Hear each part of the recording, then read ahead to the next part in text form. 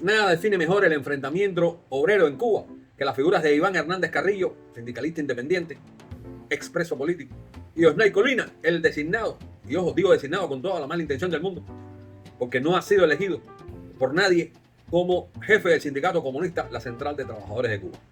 Tras las marchas oficiales por el Día Internacional de los Trabajadores, el debate sobre la realidad de los obreros cubanos ocupa cada vez más espacio.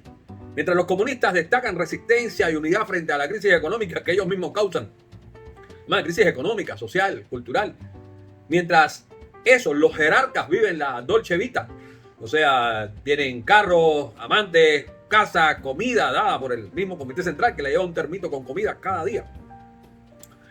Los sindicalistas independientes denuncian los salarios insuficientes, la falta de libertades laborales y el deterioro sostenido de las condiciones de vida.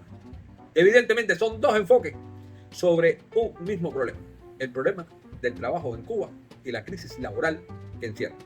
Hola, esto es Aliaga Pesán Report desde La Habana, Cuba, un compendio de la política, la sociedad y la cultura cubana. Hoy, lunes 4 de mayo del año 2026, abordaré mal y rápido un solo tema: crisis laboral en Cuba, Iván Hernández Carrillo contra Osnay. Pero como dice Petronio, el árbitro en buen gusto, la prisa no es elegancia. Cuentos cubanos del siglo XX, una obra de recopilación del gran Salvador Bueno, de quien tuve la oportunidad de disfrutar de su amistad, de su talento, de su nobleza y de su criollez. Cuentos cubanos del siglo XX, una colección de cuentos, sobre todo de la primera mitad del siglo, que vale la pena leer. Pero volviendo al tema de Marras, el 1 de mayo en Cuba no celebra el trabajo, celebra la obediencia. La plaza llena, las banderas agitadas y las consignas repetidas hasta la extenuación intentan ocultar una verdad: el trabajador cubano ha sido reducido a una pieza dócil de un aparato político incapaz de garantizar prosperidad, libertad, dignidad.